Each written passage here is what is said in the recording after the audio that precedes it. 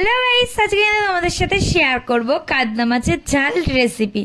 তো আমার কিন্তু কাতলা মাছের ঝাল খেতে ভালো লাগে, তোমাদের কার কার ভালো লাগে অবশ্যই কমেন্ট করে জানাবে। দেখো, মা ফার্স্টেই মাছগুলোকে নুন হলুদ দিয়ে ভালোভাবে মাখিয়ে রেখেছিল।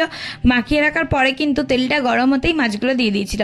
এরপরে কিন্তু মাছগুলো দিয়ে ভালোভাবে মাছগুলো কড়া করে ভেজে নিতে হবে। এই দেখো, আমরা কিন্তু ভেজে নিয়েছিলাম, আমি ভালো করে দেখিয়ে দিচ্ছি। তারপরে কেটে রাখা আলুগুলোকে এইভাবে ভালো করে ভেজে নিতে হবে, ভেজে তুলে নিয়ে রাখতে হবে।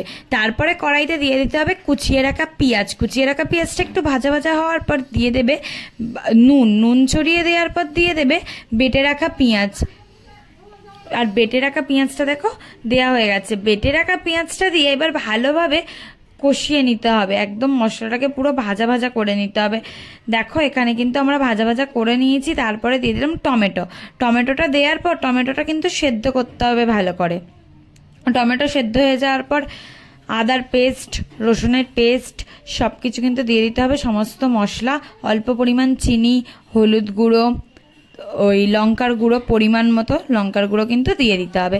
দেখো, সমস্ত মশলা দেওয়ার পর পুরো কষিয়ে নিচ্ছিলাম। তারপরে দিয়ে দেওয়া হলো আলু। ওই ভেজে রাখা আলুগুলোকে দেওয়ার পর অল্প পরিমাণ জল দিয়ে এইভাবে নেড়ে চেড়ে নিতে হবে। আলুগুলো যখন সেদ্ধ হয়ে যাবে, পুরো ফুটে উঠবে, তারপরে নুন একটু হালকা পরিমাণ ছড়িয়ে দেবে, আর একটু বেশি পরিমাণ জল দেবে। জলটা ফুটে ওঠার পর কিন্তু ভেজে রাখা মাছগুলো দিয়ে দেবে।